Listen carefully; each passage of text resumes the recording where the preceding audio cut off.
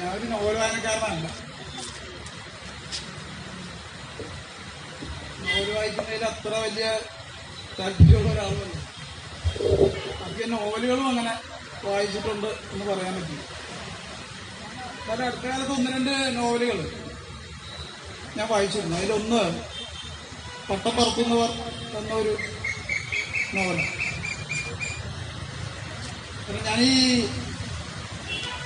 ഇത്തരം വിഷയങ്ങളുമായി ബന്ധപ്പെട്ട വായനയിൽ സവിശേഷമായി താല്പര്യം പ്രകടിപ്പിക്കുന്നതുകൊണ്ട് ഞങ്ങളുടെ ഒരു ഗ്രൂപ്പില് ഈ പലസ്തീൻ വിഷയത്തെക്കുറിച്ച് വെറുതെ ഇങ്ങനെ ഒരു ലിഷർ ടോക്കിനിടയിലാണ് ഒരു സുഹൃത്ത് എനിക്ക് ഈ പുസ്തകം താങ്കൾ വായിക്കണം, ഇതുമായി ബന്ധപ്പെട്ട ഒരു നോവലാണ് എന്ന് പറഞ്ഞുകൊണ്ട് പലസ്തീൻ വിഷയവുമായി ബന്ധപ്പെട്ട് തന്ന നോവൽ. അപ്പോൾ ഈ നോവൽ വായിച്ചപ്പോൾ തീർച്ചയായിട്ടും ഇത് പലസ്തീൻ വിഷയത്തെക്കുറിച്ച് ഞാൻ മനസ്സിലാക്കിയിരുന്ന ചില കാര്യങ്ങളിൽ ചില എൻ്റെ കാഴ്ചപ്പാടുകളെ മാറ്റുന്ന ചില സംഗതികൾ ഇതിൽ നിന്ന് വെളിവാകുന്നുണ്ട് എന്ന് എനിക്ക് തോന്നിയപ്പോഴാണ് ഞാൻ ആൻഡ്രോചേട്ടനോട് അടക്കമുള്ളത് നമുക്ക് ഈ നോവലിനെ കുറിച്ച് വെറുതെ ചർച്ച ചെയ്യാം. ഞങ്ങളുടെ സാധാരണ ഇടയ്ക്കുള്ള ചർച്ചകൾ അങ്ങനെയാണ് നടക്കുക, വെറുതെ ലിഷർ ടോക്കാണ്. ഞങ്ങളുടെ സമത്വ സമാജം അതാണ് ഉദ്ദേശിച്ചത്. വലിയ അന്താരാഷ്ട്ര പ്രശസ്തരായ പ്രഭാഷകരെ വിളിച്ച് ഗംഭീരമായ നഗരഭിത്തികൾ തകർക്കുന്ന പ്രസംഗങ്ങൾ നടത്തണമെന്ന് നമുക്ക് വലിയ നിർബന്ധമൊന്നുമില്ല. എന്നാലും നമ്മളും അത്തരം ചില പരിപാടികളൊക്കെ നടത്താറുണ്ട്. പക്ഷെ ഞങ്ങളുടെ പ്രധാനപ്പെട്ട ഉദ്ദേശം സാധാരണക്കാരായിട്ടുള്ള മനുഷ്യർ കൂടിയിരുന്ന് വർത്താനം പറയുക. ഞാൻ പണ്ടൊരു ഇതിൽ പറഞ്ഞ പോലെ ഏറ്റവും സന്തോഷമുള്ള കാര്യം മനുഷ്യരോട് വർത്താനം പറയുക എന്നുള്ളതാണ്. എനിക്ക് വർത്താനം കേൾക്കണതും വർത്താനം പറയണതുമാണ് ഏറ്റവും സന്തോഷമുള്ള കാര്യം. അതുകൊണ്ട് അതിന് വേണ്ടിയിട്ടാണ്. അതിൽ പല ആശയങ്ങൾ വരും, പല സംഘടനകൾ നടക്കും. ഞങ്ങൾക്ക് അങ്ങനെ ഒരു നിഗമനത്തിലെത്തണമെന്ന് ഒരു നിർബന്ധവുമില്ല. നിങ്ങൾ എന്ത് നിഗമനത്തിലെത്തിയാലും ഒരു കുഴപ്പമില്ല. നിങ്ങൾക്ക് നിങ്ങളുടേതായ നിഗമനത്തിലെത്താനുള്ള എല്ലാ സ്വാതന്ത്ര്യവും. ഇവിടെ സ്വതന്ത്രമായ ചർച്ചകളാണ്. യാതൊരുവിധ ആശങ്കകളും ഭയാശങ്കകളും ഇല്ലാതെ, ഒരു പാപഭയവും ഇല്ലാതെ സ്വന്തം അഭിപ്രായം പറയാനുള്ള വേദിയായിട്ടാണ് സമത്വ സമാജം രൂപകൽപ്പന ചെയ്തത്. നിങ്ങളെ ഒരാളും ഒരു ചാപ്പയും കുത്തൂല. നിങ്ങൾക്ക് ഏത് ചാപ്പ കുത്തലിനെ ഭയപ്പെടും. കേരളത്തിലെ പ്രത്യേകിച്ച് സംസാരിക്കാൻ ഭയങ്കരമായിട്ട് ഭയക്കുന്നു. നമുക്ക് പലതും പറയാൻ പറ്റില്ല. കാരണം പലതരം ചാപ്പകളോ അതൊക്കെയോ കേന്ദ്രങ്ങളിൽ നിന്ന് മറ്റേ മുക്കൂട്ട് ചർച്ചകളിൽ ഇതൊക്കെ ചാപ്പകൾ വരും കേരളത്തിൽ. നമുക്കൊന്നും മിണ്ടാൻ പറ്റില്ല. അതുകൊണ്ട് ചാപ്പകളൊന്നും ഭയമില്ലാതെ സംസാരിക്കാൻ കഴിയുന്ന ഒരു സംവിധാനമായിട്ടാണ് നമ്മളിത്. അതിന്റെ ഭാഗമായി നടന്ന ചർച്ചയിലാണ് ഈ പുസ്തകത്തെക്കുറിച്ച് പറയുന്നത്. അപ്പൊ ഇതിന്റെ പേര് തന്നെ വളരെ കൗതുകകരമായിട്ട് തോന്നി. ആ നദിയോട് പേര് ചോദിക്കുന്നു. യഥാർത്ഥത്തിൽ ഒരു നദിയോട് പേര് ചോദിക്കാൻ പാടില്ലാത്തതാണ്. കാരണം നദിയുടെ പേരിന് ഒരു പ്രസക്തിയില്ല. കാരണം എല്ലാ നദിയും സംസ്കാരത്തിന്റെ മഹാപ്രവാഹമാണ്. നമുക്ക് തിബിലിസ് എന്ന് പറയാം, ജോർജിയയുടെ തലസ്ഥാനമായ തിബിലിസ് നഗരത്തിൽ ഇരുന്നുകൊണ്ട് ആ നഗരത്തിന്റെ പ്രാന്തത്തിലൂടെ ഒഴുകുന്ന ഖുറ നദിയെ നോക്കിക്കൊണ്ട് ONV സാർ എഴുതിയ പ്രശസ്തമായ വരികളുണ്ട്. ഈ നദി ശരത്കാല നിളയെപ്പോലെ, ഇരുവശത്തും വിളയുന്ന ധാന്യങ്ങളും കനികളും വ്യത്യസ്തമാമെങ്കിലും വിതയ്ക്കുന്ന കൊയ്യുന്ന കരങ്ങൾ ഒരുപോലെ, വിയർപ്പ് കണങ്ങൾ നെറ്റിത്തടങ്ങളിൽ പതിയുന്ന വിയർപ്പ് കണങ്ങൾ ഒരുപോലെ, ദാഹവും വിശപ്പും ദാഹവും ദാഹശാന്തിയും ഒരുപോലെ. ലോകത്തെ ഏത് നദിയും അങ്ങനെ ഒന്നാണ്. അതിന്റെ തീരത്ത് വിളയുന്ന ധാന്യങ്ങളോ കൊയ്യുന്ന സാങ്കേതിക വിദ്യയൊക്കെ മാറിയിട്ടുണ്ട്. അപ്പൊ ഇതിൽ തന്നെ ഈ ഇസ്രായേലിനെ കുറിച്ച് പറയുമ്പോൾ കിബൂട്സ് എന്ന് പറയുന്ന, ഞാൻ എഴുത്തുകാരിയോട് പറയുന്നത്, ഞാൻ ഇതിലെ പേരുകൾ എനിക്ക് അത്ര വഴങ്ങണ പേരുകളല്ല.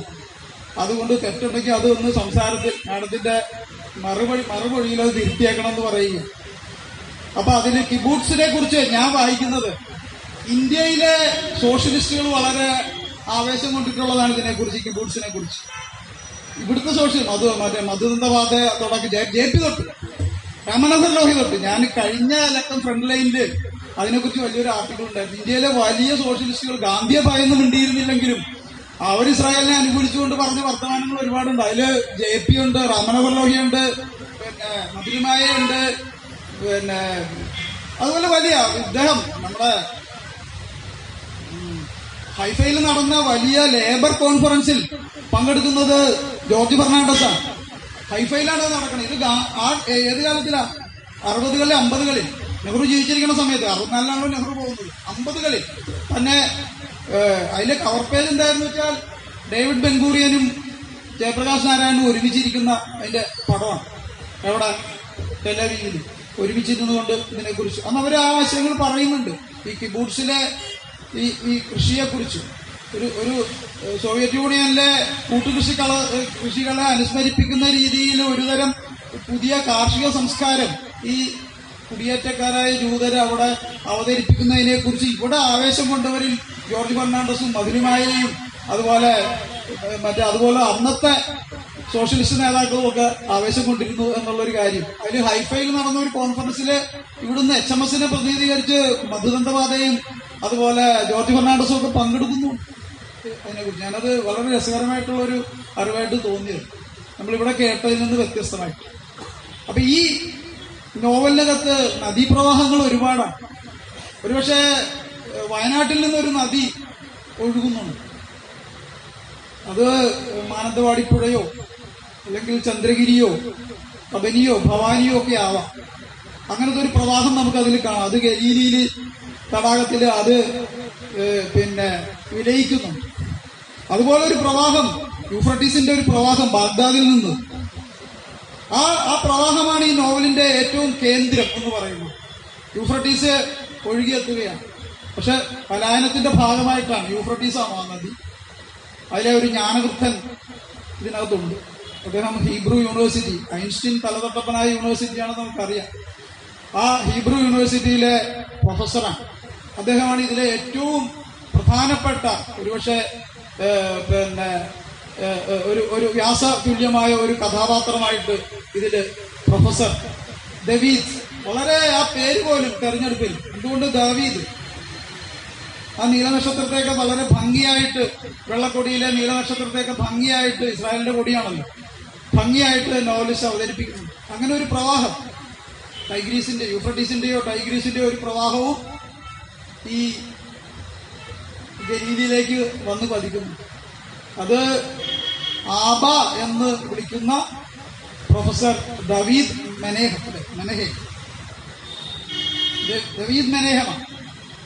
അദ്ദേഹം യഥാർത്ഥത്തില് ജൂതവിരോധത്തിന്റെ ഒരു വിക്റ്റിമാണ്, ഇരയാണ്.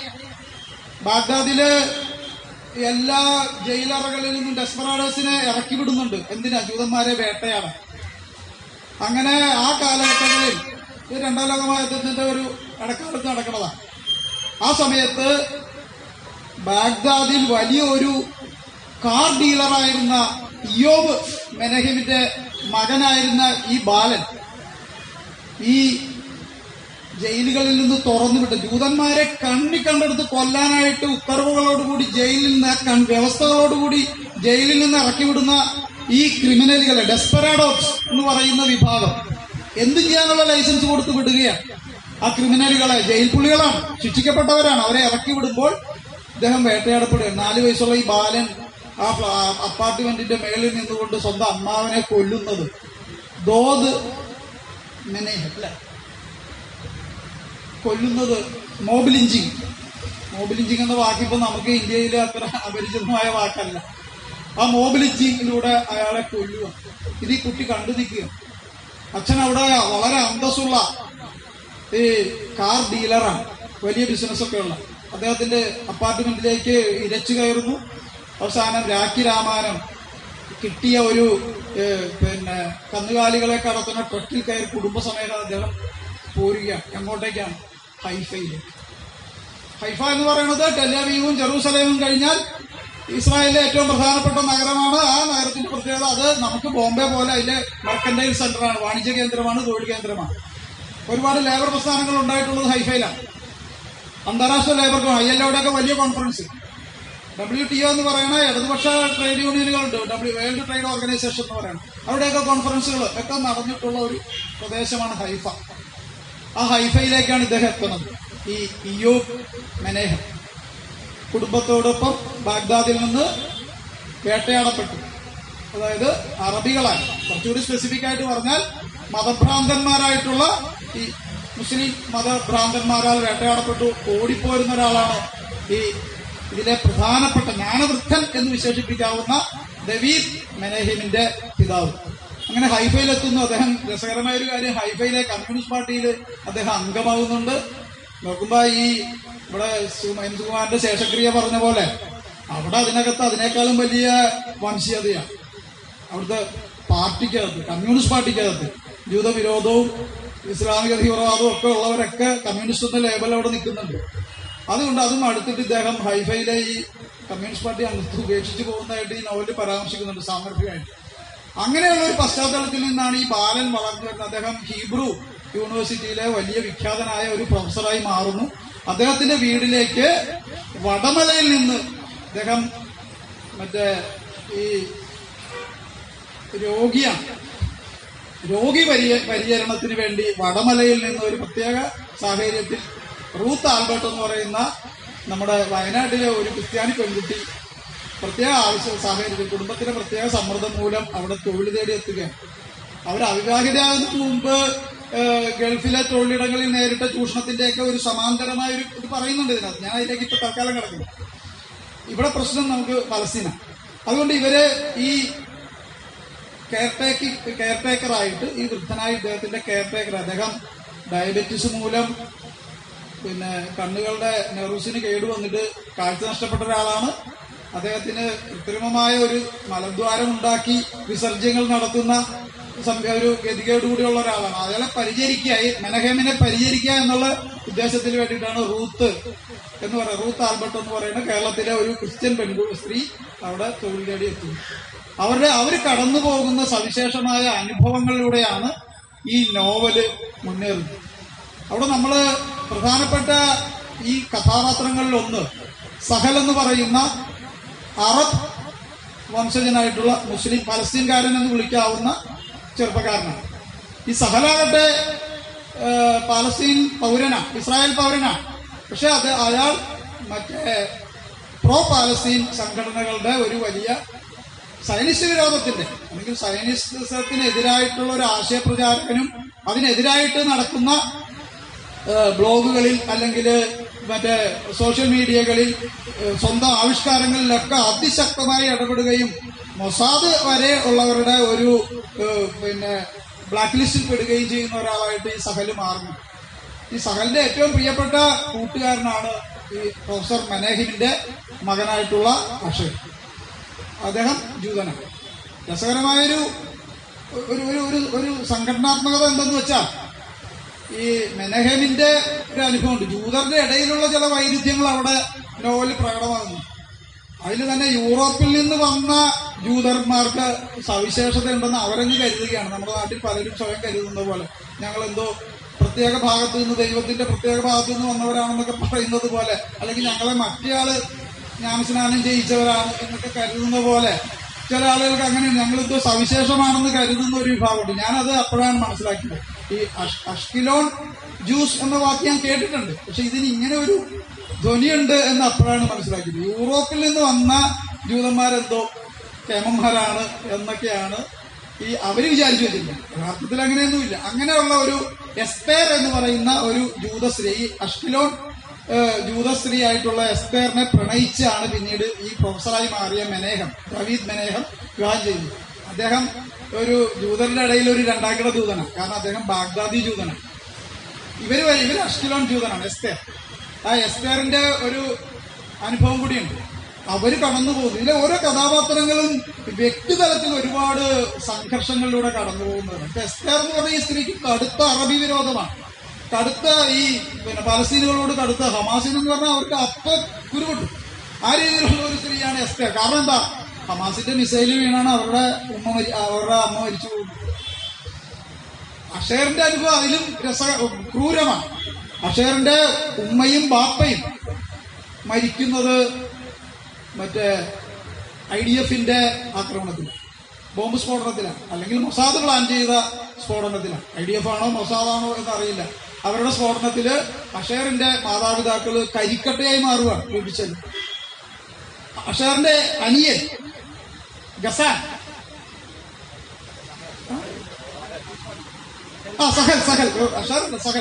സഹലിന്റെ സഹോദരൻ ഗസാൻ മരിക്കുന്നത് മൈൻ പൊട്ടിയാണ്.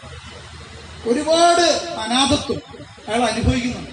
ഏതൊക്കെയോ UN-ന്റെ ഐക്യരാഷ്ട്രസഭയുടെയും മറ്റു സംഘടനകളുടെയും ഒക്കെ ക്യാമ്പുകളിലാണ് പിന്നെ ഈ അനാഥത്വം അനുഭവിച്ചുകൊണ്ട് ഈ സഹല് കടന്നുപോകും. സ്വാഭാവികമായിട്ടും അയാളിൽ ഈ സയനിസ്റ്റ് വിരോധം ഉണ്ടാവുക വളരെ ജനിതകമായി ഉണ്ടാവുന്നതാണ്.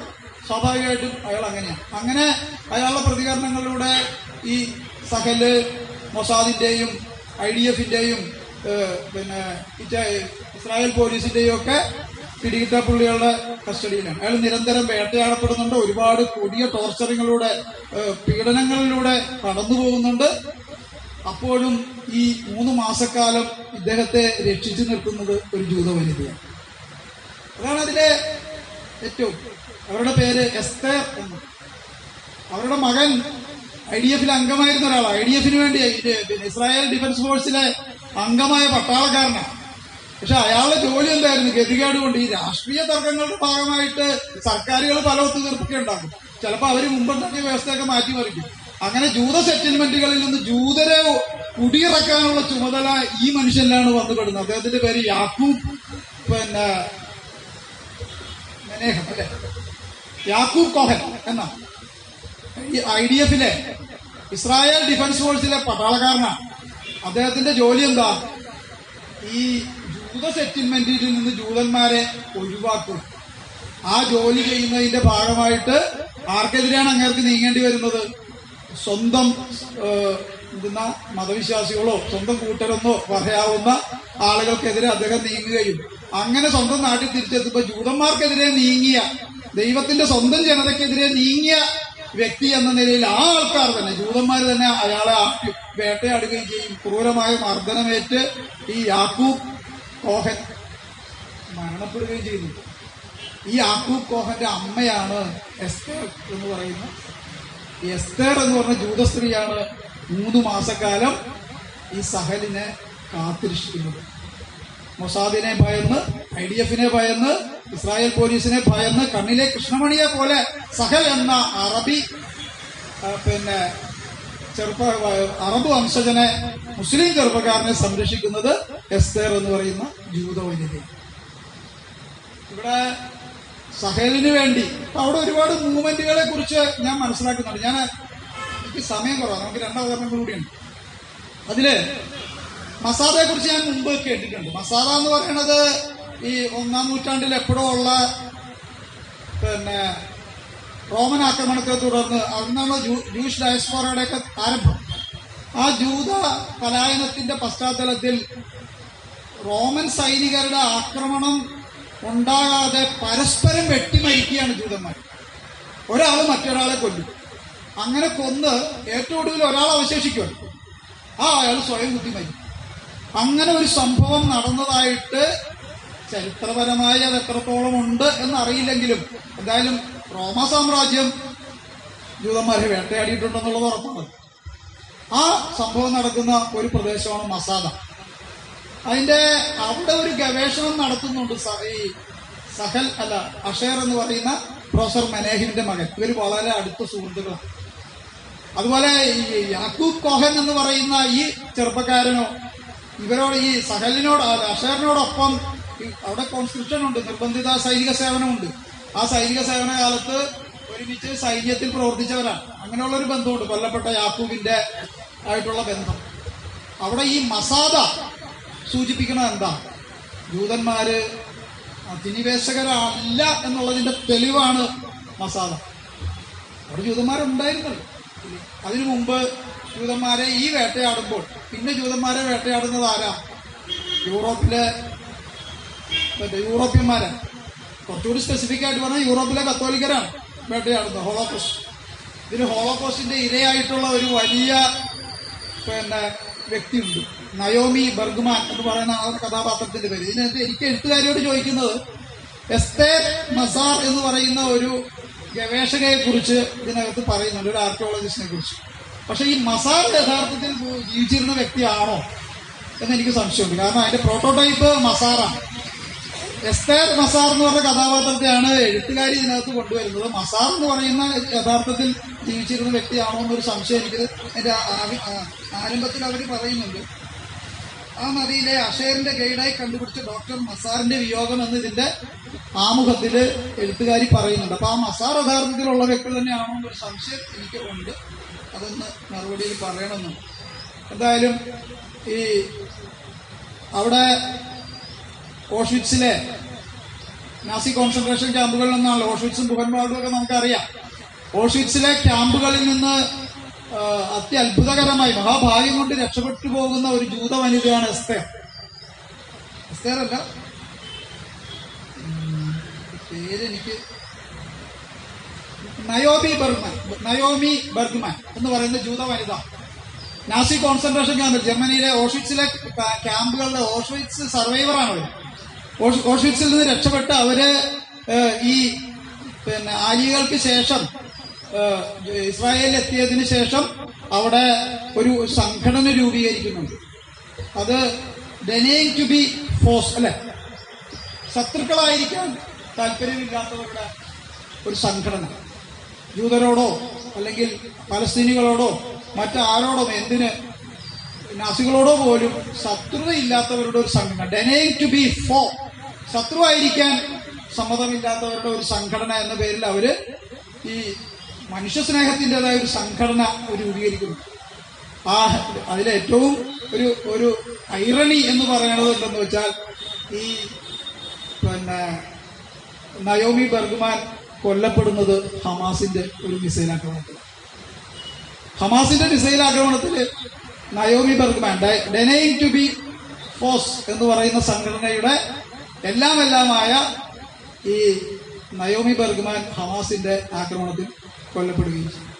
ഇങ്ങനെ ഒരുപാട് വ്യക്തിഗതമായ സംഘർഷങ്ങൾ അനുഭവിക്കുന്ന ഒരുപാട് കഥാപാത്രങ്ങൾ, ഒരുപാട് മാനങ്ങളുള്ള കഥാപാത്രങ്ങളെ നോവലിസ്റ്റ് കൊണ്ടുവരുന്നുണ്ട്. അവരെല്ലാം കടന്നു പോകുന്നത് ആത്മസംഘർഷങ്ങളിൽ കൂടിയാണ്. അവർക്കൊക്കെ ന്യായങ്ങളുണ്ട്. ഇപ്പൊ എസ്തേർ എന്ന് പറയുന്ന ഈ അഷേറിന്റെ അമ്മയ്ക്ക് ഹമാസിനെ വെറുക്കാൻ, അല്ലെങ്കിൽ എന്തിന് PLA യാസർ അറാഫത്ത് എന്ന് കേട്ടാൽ പോലും അവർക്ക് ആകെ പറക്കി വരും. ആ രീതിയിലുള്ളൊരു ആളാണ്. യാസർ അറാഫത്തിനോട് പോലും അവർക്ക് ഒട്ടുങ്ങാത്ത, കാരണം എന്താ, ഹമാസിന്റെ മിസൈൽ വീണാണ് ഈ അവരുടെ അമ്മ മരിക്കും. അഷറിനെ നോക്കൂ, സഹലിനെ നോക്കൂ, അവന്റെ ഉമ്മയും വാപ്പയും സ്വന്തം അനിയനും കൊല്ലപ്പെടുന്നു. സഹോദരി സാറ ഒടുവിൽ വളരെ കഷ്ടപ്പെട്ട് ഈ അഷർ എല്ലാ അപകടങ്ങളും, മൊസാദിന്റെ ഭീകരത, അവരുടെ അന്വേഷണ നെറ്റ്വർക്കുകളുടെ സങ്കീർണതകൾ, അതിന്റെ ഊരാക്കുരുക്കളിൽ നിന്നും അഴിഞ്ഞു പോരുക എളുപ്പമല്ലെന്ന് നമുക്കറിയാം. എന്നിട്ട് പോലും അതിസാഹസികമായിട്ട് ഈ സഹൽ എന്ന് പറയുന്ന പാലസ്തീൻ അറബ് വംശജനെ മലേഷ്യയിലെ യൂണിവേഴ്സിറ്റിയിൽ ഉയർന്ന പഠനത്തിന് എത്തിക്കാം. അവിടെ നമ്മൾ പറഞ്ഞു കേൾക്കുന്ന ഒരു കാര്യത്തിൽ നിന്ന് ഈ ഇസ്രായേലിൽ ജനിക്കുന്ന ഈ ചെറുപ്പക്കാരന് ഇസ്രായേലിലെ ഒരു സാങ്കേതിക സ്ഥാപനത്തിൽ നിന്ന് ഇലക്ട്രോണിക്സിൽ ബിരുദം നേടാൻ കഴിയുന്നുണ്ട്. ഞാൻ വായിച്ച് ഇപ്പൊ കേരളത്തിലെ അന്തരീക്ഷത്തിൽ നിന്ന് ഞാൻ വായിച്ച് മനസ്സിലാക്കിയത്രോളം ഈ ജൂതന്മാരെന്ന് പറഞ്ഞത് ഒരു കൗരവപ്പടം മാത്രമാണ്. യാതൊരു നന്മകളും ഇല്ലാത്ത അങ്ങനെയല്ല ഇതിനകത്ത് അവതരിപ്പിക്കുന്നു. ഈ കൊഹേൻ എന്ന് പറയുന്നത് ജൂതന്മാർ തന്നെയാണ് കൊഹേൻ എന്ന് പറയുന്നത്. യാക്കൂബ് കൊഹനെ തല്ലിക്കൊല്ലുന്നത്. ആ യാക്കൂബ് കൊഹന്റെ മാതാവ് IDF-ലെ സൈനികനാണ്. ആ മാതാവാണ് എസ്തേർ എന്ന് പറയുന്ന റബേക്ക എന്ന് പറയുന്ന അവരാണ് ഈ സഹലിനെ 3 മാസക്കാലം ഇസ്രായേൽ പോലീസിനെ നിന്നും IDF-ൽ നിന്നും മൊസാദിൽ നിന്നും സംരക്ഷിച്ച് എങ്ങനെയെങ്കിലും ഇവനെ ഇന്തോനേഷ്യയിലേക്ക് എത്തണം, പഠിക്കാൻ എടുക്കണം, ഇവൻ പഠിച്ചുയരണം. അവൻ ഡ്രോൺ ടെക്നോളജിയൊക്കെ പഠിക്കുന്ന ഒരു ചെറുപ്പക്കാരനാണ്. ഡ്രോൺ ടെക്നോളജി പഠിക്കുന്നത് കൊണ്ടാണ് ഇസ്രായേൽ പോലീസിന് ഇവനെ സഹലിനെ ഭയം. കാരണം ഇവൻ ഹമാസിന്റെ ആളാണെന്നാണ് അവർ ഭയക്കുന്നത്. ഇവിടെ എന്തിന് ഇസ്രായേൽ പോലീസിലെ ഇസ്രായേൽ IDF-ലെ ഒരു സൈനികൻ പോലും അനുഭവിക്കുന്ന ഒരു സംഘർഷമുണ്ട്. കാരണം ഇസ്രായേൽ ജനതയ്ക്ക് എന്താ, ഒരു നിമിഷവും അവർക്ക് സുരക്ഷിതത്വമില്ല. ഏത് നിമിഷവും സെല്ലുകളിലേക്ക്, ഷെൽട്ടറുകളിലേക്ക് ഓടേണ്ടി വരും. യാതൊരുവിധ സുരക്ഷിതത്വം ഇല്ലാതെ ജീവിക്കുന്ന മനുഷ്യരാണ് ഈ ഇസ്രായേലിലെ പൗരന്മാര്. എപ്പോ വേണമെങ്കിലും ഒരു മിസൈൽ വീഴാം, ബോംബ് വീഴാം. ഏത് നിമിഷവും അവർക്ക് ഷെൽട്ടറുകളിലേക്ക് ഓടേണ്ടി വരും. ഈ നയോമി ബെർഗ്മാൻ ശത്രുക്കളില്ലാത്ത ഒരു അവസ്ഥയെക്കുറിച്ച് ചിന്തിച്ച ഓഷ്വിറ്റ്സിന്റെ സർവൈവറായിട്ടുള്ള നയോമി ബെർഗ്മാന് കാലിന് അല്പം പ്രശ്നമുള്ളത് കൊണ്ട് ഷെൽട്ടറിലേക്ക് എത്താൻ പറ്റിയ വൈകിയത് കൊണ്ടാണ് അവര് ഹമാസിന്റെ മിസൈല് മൃതിയടയുന്നത്. അതോടൊപ്പം അവരെ നോക്കാൻ ചെല്ലുന്ന ഈ ലില്ലി എന്ന് പറയുന്ന മലയാളി പെൺകുട്ടിയുണ്ട്. അവരുടെ കെയർടേക്കറായി ചെന്ന ലില്ലിയും കൊല്ലപ്പെടുകയാണ്. ലില്ലി ആകട്ടെ ഇതിലെ നായികയായിട്ടുള്ള റൂത്തിന്റെ വളരെ അടുത്ത സുഹൃത്ത്.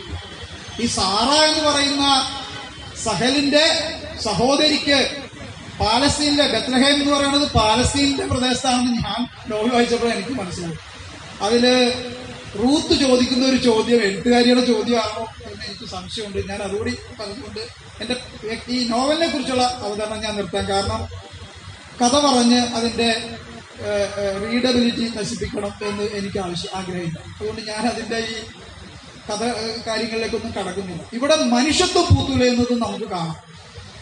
സ്വന്തം എന്ന് പറയുന്നവരൊന്നും സ്വന്തക്കാരല്ല എന്നും നാം അന്യരെന്ന് കരുതുന്നത് അത് എന്ന് കരുതുന്നവരൊന്നും അന്യരല്ലെന്നും ഈ നോവൽ നമ്മളെ ബോധ്യപ്പെടുത്തുന്നു. അത് വളരെ കൃത്യമാണ്. ഇതിനകത്ത് ജൂതന്മാർ മുഴുവൻ ഒരു ദുര്യോധനനും ദുശാസനന്മാരുമാണ് എന്നുള്ള ഒരു ധാരണ ഈ നോവല് എന്നെ മാറ്റിയിട്ടുണ്ട്. റൂത്ത് ചോദിക്കുന്ന ഒരു ചോദ്യമുണ്ട് ബെത്ലഹേമിൽ വെച്ച്. കർത്താവ് യേശു ജനിച്ച ബെത്ലഹേമിൽ നമ്മൾ കത്തോലിക്കൽ 1% പോലും ഇല്ലാത്തത് എന്ത് എന്നൊരു ചോദ്യം അവർ ചോദിക്കുന്നു. എന്തായാലും എനിക്ക് ഇതിനകത്ത് പറയാനുള്ളത് ഈ നോവലിനെ കുറിച്ച്, ഞാൻ നോവലിന്റെ കണ്ടന്റ് ഇത് കൂടുതൽ വെളിവാക്കാൻ ആഗ്രഹിക്കുന്നില്ല. കാരണം അത് നിങ്ങളുടെ വായനയുടെ രസങ്ങൾ, അതുകൊണ്ട് അങ്ങനെ പറയുന്നത് ഒരു അനുചിത്വം. ഈ നോവല് അവതരിപ്പിക്കുമ്പോൾ ഇതിലെ ഓരോ കഥാപാത്രത്തെയും നമുക്ക് ഈ വ്യാസന്റെയൊക്കെ ചില കഥാപാത്രങ്ങളെ പോലെ ഒരു കഥാപാത്രവും പൂർണ്ണമായി വില്ലനത്വമാണ്. അവർ പലതിലേക്കും പോകുന്നത് ഈ അവരുടെ ജീവിത പരിസരങ്ങളിൽ നിന്ന് അവർ രൂപപ്പെടുത്തിയെടുത്ത രാഷ്ട്രീയ കാഴ്ചപ്പാടുകളും മതപരമായ കാഴ്ചപ്പാടുകളും. ഇതിൽ എസ്തേർ എന്ന് പറയുന്ന ആ ജൂത വനിത തികച്ചും യാഥാസ്ഥിതികയായ ഒരു, എപ്പോഴും സൂസ മുത്തുകയും മെനോറ വിളക്ക് കത്തിക്കുകയൊക്കെ ചെയ്യുന്ന ഈ ജൂത ശീലങ്ങൾ അഗാധമായി വ്യക്തിജീവിതത്തിൽ സ്വാധീനിച്ച ഒരു അതിതീക്ഷ്ണമായ മതബോധമുള്ള ഒരു സ്ത്രീയാണ്. പക്ഷെ അവര് പോലും ഈ പലതിൻ്റെയും ഇരയാണ്. അവരറിയാത്ത രാഷ്ട്രീയ സംഘടനകളുടെയും മതപരമായ ഡോഗ്മകളുടെയും ഒക്കെ ഇരകളാണ്. ഇതിലേറ്റവും ഗംഭീരമായി ഒരുപക്ഷെ മഹാഭാരതത്തിൽ ഭീഷ്മരെയൊക്കെ പോലെ അല്ലെങ്കിൽ ദ്രോണരെയൊക്കെ പോലെ ഉയർന്നു നിൽക്കുന്ന ഒരു കഥാപാത്രമാണ് ഈ ദവീദ് മെനേഹം. അദ്ദേഹം ഈ പ്രശ്നങ്ങളോടൊക്കെ എടുക്കുന്ന വളരെ സമചിത്തതയാർന്ന ഒരു സമീപനമുണ്ട്. അദ്ദേഹം ജൂത പ്രശ്നങ്ങൾ, അദ്ദേഹം ഹമാസിനെതിരാണ്, ഇസ്ലാമിസ്റ്റ് ടെററിസത്തിനെതിരാണ്, അതേസമയം സയനിസത്തിനെതിരെ. ഞാൻ ഈ സന്ദർഭത്തിൽ ഒരു കാര്യം കൂടി പേഴ്സണലായിട്ട് പറയുകയാണ്. ഹെർഷലിനെ കുറിച്ച്, ഡേവിഡ് ബെൻഗൂറിയനെ കുറിച്ചും ഒക്കെ ഇതിൽ ചില സൂചനകൾ പറയുന്നുണ്ട്. കാരണം റൂത്തിന്റെ സ്വപ്നങ്ങളിൽ ഇവർ കടന്നു വരുന്നുണ്ട്. അപ്പോഴൊക്കെ ഹെർഷല് ഹോംലാൻഡിന് വേണ്ടിയുള്ള വാദം പ്രധാനമായിട്ടും അദ്ദേഹം ഉന്നയിക്കുന്നത് എപ്പോഴാണ്? ഫ്രാൻസിലെ ജൂതന്മാര് അകാരണമായി വേട്ടയാടപ്പെടുന്നുണ്ട്. റോമാ സാമ്രാജ്യത്തിന്റെ കാലത്ത് ടൈബർ ഒന്ന് കരകവിഞ്ഞാൽ ഉടനെ മുറവിളി ഉയരുകയും ജൂതനെ സിംഹക്കൂട്ടിൽ എറിയുക, ജൂതനെ ടൈബറിലേക്ക് എറിയുക, ജൂതന്റെ കഴുത്ത് വെട്ടുക എന്ന ഉടനെ വിളി ക്ലാരിയോൺ കോൾസ് ഉടനെ ഉയരും. അതുപോലെയായിരുന്നു യൂറോപ്പിലുണ്ടായിരുന്നത്. യൂറോപ്പിൽ എന്ത് പ്രശ്നം ഉണ്ടായാലും ആദ്യം വെക്കിട്ടുകാരൻ ആറുമത്തായിരിക്കും ജൂതന്മാരുടെ, ആരുടെയും കുതിരക്കാർക്ക് ജൂതന്മാരുടെ. ആ രീതിയിൽ ഫ്രാൻസില് ഡെയ്ഫ്രു അഫയർ എന്ന് പറയുന്ന പല സംഭവം ഉണ്ടായിട്ടുണ്ട്. അദ്ദേഹം ചാരവൃത്തി ആരോപിക്കപ്പെട്ട് ഡെയ്ഫസ് അഫയർ വളരെ വിവാദമാണ്. കഴിഞ്ഞ നൂറ്റാണ്ടിലെ ഏറ്റവും പ്രധാനപ്പെട്ട യൂറോപ്പിനെ പിടിച്ചു കുലുക്കിയ സംഭവങ്ങളിലൊന്നും ഈ ഡ്രൈഫസ് അഫയർ, DREYFUS എന്നോ ഇസഡ് എന്നോ മറ്റുമാണ്. എങ്ങനെയാണ് ഉച്ചരിക്കണമെന്ന് അറിഞ്ഞൂടെ, അത് ഫ്രഞ്ച് ഉച്ചാരണം എന്താണെന്ന് അറിയില്ല. ആ സംഭവം കണ്ടു നിൽക്കുന്ന ആളാണ് തിയോഡോർ ഹെർസൽ. അദ്ദേഹം ജൂതനായി പോയത് കൊണ്ട് മാത്രമാണ് അവിടെ വേട്ടയാടപ്പെടുന്നത്. അദ്ദേഹം നിരപരാധിയാണ്. അങ്ങനെ ആ നിരപരാധിയായ ഡ്രൈഫസ് അവിടെ വിചാരണ ചെയ്യപ്പെടുകയും അദ്ദേഹം പിന്നീട് ഈ കുറ്റകൃത്യങ്ങളൊന്നും ഈ കോൺസ്പിറസി ഉപജാപങ്ങളിലൊന്നും പങ്കെടുത്തില്ല എന്ന് തെളിയുകയൊക്കെ ചെയ്യുന്നുണ്ട്. പക്ഷെ അദ്ദേഹം അവിടെ അകാരണമായി ശിക്ഷിക്കപ്പെടുകയും വേട്ടയാടപ്പെടുകയും ചെയ്യുമ്പോൾ ആ അകാരണമായ വേട്ട കണ്ടുനിന്ന തിയോഡോർ ഹെർസലിന്റെ വായിൽ നിന്ന് ഉയർന്ന വാക്കുകളാണ് വി നീഡ് എ ഹോംലാൻഡ് എന്നിട്ട്. അതാണ് സയനിസ്റ്റ് മൂവ്മെന്റിലേക്ക് എത്തുന്നത്. യഥാർത്ഥത്തിൽ ഈ എസ്തേർ എന്ന് പറഞ്ഞ ഇതിലെ കഥാപാത്രത്തെ പോലെ ജൂതമതവുമായിട്ട് വലിയ ബന്ധമൊന്നുമുള്ള ആളല്ല ഹെർഷൽ. അദ്ദേഹം മതം പ്രാക്ടീസ് ചെയ്തിരുന്ന ആളെയല്ല. അദ്ദേഹത്തിന്റെ ഭാര്യ വളരെ ഈ പൊട്ടു തൊടുക, കുടി വരയ്ക്കുക എന്നൊക്കെ പറയുന്നത് വലിയ പാപമാണ്. ആ പാപബോധമുള്ളിടത്ത് ഇതൊക്കെ ചെയ്തിരുന്നതാണ് ഹെർഷലിന്റെ ഭാര്യ. അദ്ദേഹം മതത്തിന് വലിയ പ്രാധാന്യം കൊടുക്കുന്ന ആളല്ല. പക്ഷെ ഈ ജൂതന്മാർ അകാരണമായി അനുഭവിക്കുന്ന വേട്ടകളിൽ പ്രതിഷേധിച്ചിട്ടാണ് അദ്ദേഹം ഹോംലാൻഡ് എന്ന ആശയത്തിന് വേണ്ടി വാദിക്കുന്നത്. പിന്നീട് അദ്ദേഹം അവിടെ സ്ഥലം മേടിക്കാനോ അല്ലെങ്കിൽ പിടിച്ചെടുക്കാനോ പിന്നീട് വളച്ചു കെട്ടുന്നൊക്കെ അവർ ചെയ്യുന്നുണ്ട്. ആ പ്രദേശത്ത് ചെല്ലുമ്പോൾ അവിടെ കുറെ മനുഷ്യരുണ്ട്. അന്ന് അദ്ദേഹം പറഞ്ഞത്, ഞങ്ങൾ വികസിക്കുമ്പോൾ ആ വികാസത്തിന്റെ ഭാഗമായി ഇവരും ഞങ്ങളോടൊപ്പം അക്കോമഡേറ്റ് ചെയ്യപ്പെടും, അവർക്കും ഇവിടെ ഇടമുണ്ടാകുമെന്നാണ്. പക്ഷെ അതുണ്ടായോ എന്ന് ഹർഷലിന്റെ അനുയായികൾ അല്ലെങ്കിൽ അവര് ചിന്തിക്കേണ്ടതുണ്ട്. അവിടെ ഇന്നിപ്പോ ഏറ്റവും ഒടുവിൽ വന്ന ഇസ്രായേലിലെ അമെൻമെന്റ് എന്ന് പറയുന്നത് അവിടെ ഹീബ്രു ഔദ്യോഗിക ഭാഷയാകുന്നു. രണ്ടാം ഭാഷയുടെ പദവിയാണ് അറബിക്കിന് കൊടുക്കുന്നത്, അല്ലെങ്കിൽ പലസ്തീനികളുടെ ഭാഷയ്ക്ക് കൊടുക്കുന്നത് എന്നാണ് അറിയുന്നത്. പക്ഷെ ഇപ്പോഴും അതൊരു സെക്യുലർ സ്റ്റേറ്റ് ആണെന്ന് അവർ പറയുന്നുണ്ട്. പാകിസ്ഥാൻ സെക്യുലർ സ്റ്റേറ്റ് ആയിരിക്കുന്നത് പോലെ. എന്റെ വീടിനടുത്ത് അഹമ്മദിയക്കാർക്ക് പള്ളിയുണ്ട്. പാകിസ്ഥാനിൽ പറ്റൂല, ഈ പഞ്ചാരത്തിൽ. അപ്പൊ സെക്യുലർ സ്റ്റേറ്റ് എന്നാണ് പാകിസ്ഥാനിൽ പറയണത്. ഒരു ഇസ്രായേലും അങ്ങനെ തന്നെ പറയുന്നുണ്ട്. അവിടെ